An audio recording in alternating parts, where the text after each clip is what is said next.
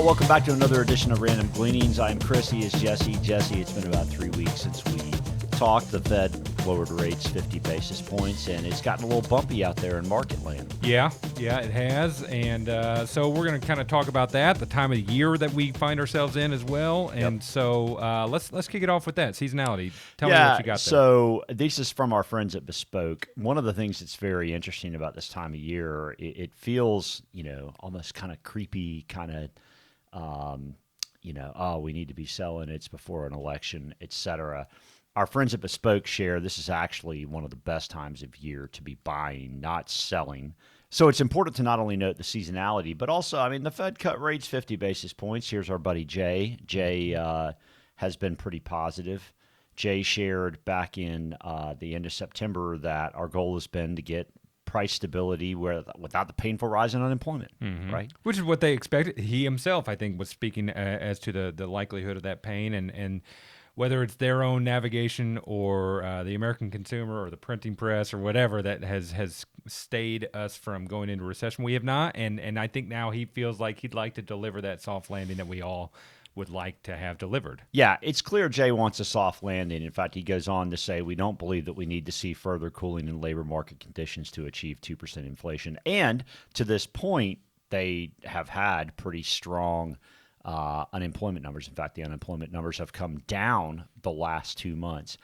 Now, our take, however, is not that we expect a recession, because at the moment, there's just nothing out there that screams recession. Right. But the yield curve's still inverted, and we're going to have to talk about that. So let's talk about, again, inflation is expected to be what? 2-ish cores? Yeah, supposed to stay right where it was last month. We'll get that information on Thursday. We're recording this on Tuesday, and so a high number on either of those numbers would be a little bit of a negative surprise, obviously, and a low number would be more positive. But that's where we're starting with. The CPI is expected to stay kind of flat from where it was in August. This month, okay? So looking at the next chart, our friend Darius Dale from 42 Macro has shared that he really kind of expects inflation in all candor to be modestly pesky, which we have talked about, okay? Fine. So if inflation is modestly pesky and you've got rates that are supposed to be the 10-year on average about 1.1% higher, and you've got 90-day treasuries at 4.7%, today, the 10-year went over 4 again after being as low as 3.7. So it looks like that's starting to kind of try to fix itself somewhat. If you expected rates to be, meaning Fed funds rates, to be, around 4.25 by the end of the year, well, then, if you've got a 10-year around 4.25, well, then that would be a flat yield curve. That's flattening at that point. That's where it was -1 for so long, right? Yep. Okay, so anyway, we'll make some other points on that in a second. But our buddy Jamie Dimon, you pulled this up. Go ahead. Yeah, he was interviewed back in September and just said, kind of echoing what Darius is saying on the peskiness of inflation. Whether it's government spending or which we're seeing now globally. It's not like we're going to expect to see a 9% year-over-year inflation rate like we saw back in the summer of 22, but he's echoing this idea that, hey, it's probably not going to get all the way back down to 2 right away, so expect a bumpy ride in the meantime. The interesting thing is that if you look through history, absent a recession, a real recession, it's hard to get inflation completely under control. So you've still got areas of the marketplace where there's some pricing power because there are only so many competitors. And I mean this as much on small businesses as, larger businesses. In fact, anecdotally, last year our IT costs went up 10%. I just got a 7% increase notice. Again, right? Really? That's over double the expectation on inflation, right? Which means, again, it's one example, one data point, but it's out there, right? Well, yeah. So next chart, as a matter of fact, small businesses in their most recent survey, NFIB, is suggesting that inflation is still their biggest problem. Yeah. Right. And so I think maybe some of the small businesses don't have some of the same economies of scale that some of the larger companies do, and such that whereas the larger number is showing such a great decline, they're still swallowing some of those higher costs. So what's the takeaway? Right. Okay. If we look at this next chart, it's really pretty simple. Okay. Following the momentum side of what works is useful in portfolios. Again, there's a ton of cash on the sidelines still out there. In fact, cash is, according to our friends at Fundstrat, cash since the Fed started the war on inflation has gone from 4.7 trillion to nearly 6.5 trillion. There's plenty of cash on corporate balance sheets, on household balance sheets. So the question now is, where are the items that have some degree of momentum from an investment standpoint? The answer is they're out there. I mean, this is a chart since inflation really got going at the end of 2021, November of 2021. Bonds are still negative, Right? negative 13%. And that's the conservative or kind of quote unquote safe money, right? Correct. And so that has deteriorated in your purchasing power tremendously, and has not held up like you would have wanted it to.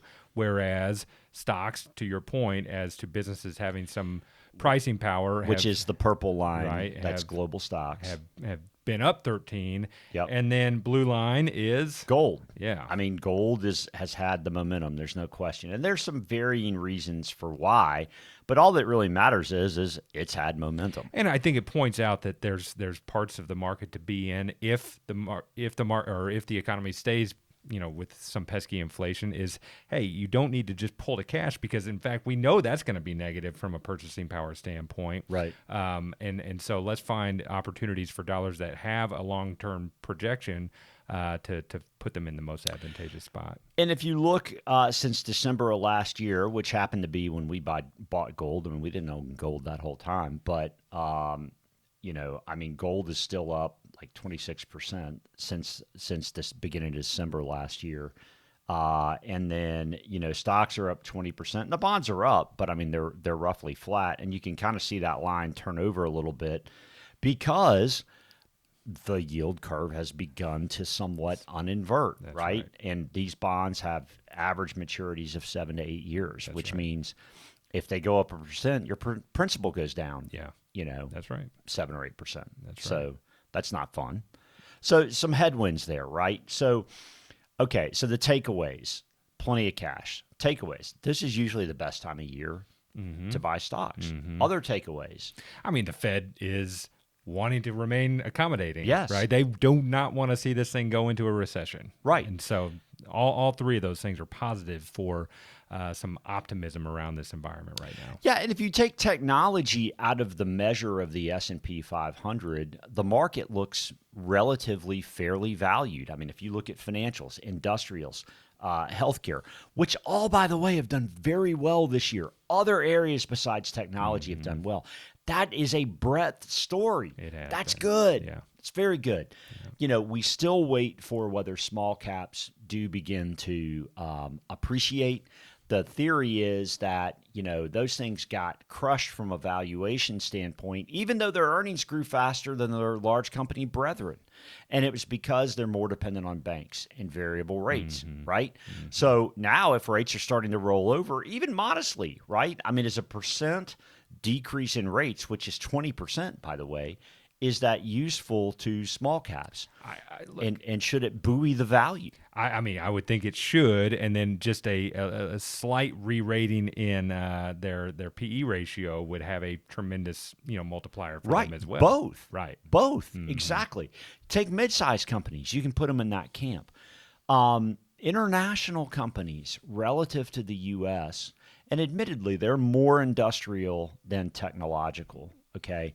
But international companies, if we get in a cycle where our rates are coming down even modestly, that probably means the dollar's coming down. That's good for international stocks too. Yep. So, I mean, there are a lot of places that look attractive. Right. Maybe more attractive than what bonds look like necessarily. Right. It doesn't mean that bonds will do bad. And in fact, you can see since December of 23, they're positive.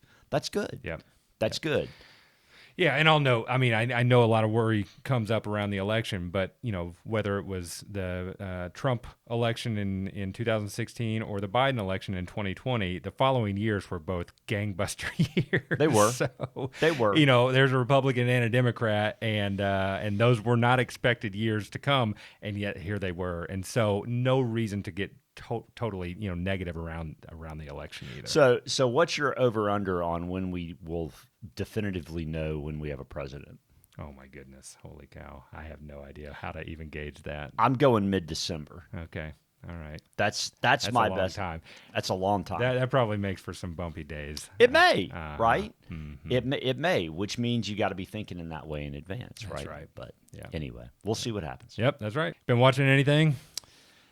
Finished Suits finally. Wow. Thank goodness. Good The Lord. marathon is over. Yes, the marathon is over. I'm going to find shows that don't have 16 episode seasons That's a going good call. forward. That's a good call. We started Emily in Paris last night. Okay.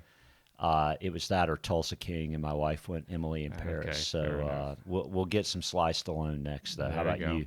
We're making our way through The Old Man, that Hulu series I mentioned before. It's had its ups and downs throughout, but it's good. It's good, and I don't watch a whole lot of fiction, and so it's been a joy for me. Yeah. The dude. Just a quick comment. Obviously, we all here locally experience a storm, so our hearts go out to you all if you are still dealing with some of those difficulties. And we'll be thinking about the folks down in Florida here as that's coming up here pretty strong.